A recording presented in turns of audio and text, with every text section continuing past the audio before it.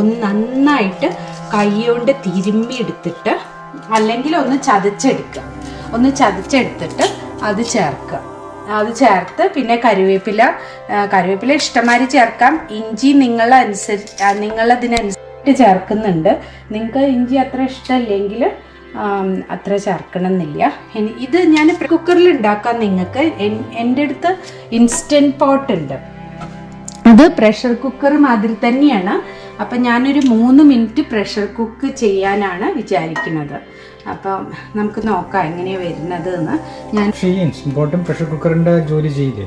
അതെ, instant പോട്ടും pressure കുക്കറൊക്കെ ഒന്ന് തന്നെയാണ്. ഇൻസ്റ്റന്റ് പോട്ടിൽ പിന്നെ നമുക്ക് പ്രഷർ കുക്കും ചെയ്യാം, പിന്നെ എല്ലാം ചെയ്യാൻ പറ്റും. അതായത് വഴറ്റാനും എല്ലാം പറ്റുന്ന പല സെറ്റിംഗ് ഉള്ളതാണ് ഇൻസ്റ്റന്റ് പോട്ട്. അപ്പൊ ഞാൻ കറിവേപ്പില ഇവിടുത്തെ ബാക്ക് യാർഡിൽ നിന്ന് പറിച്ചതാണ്. അതെ.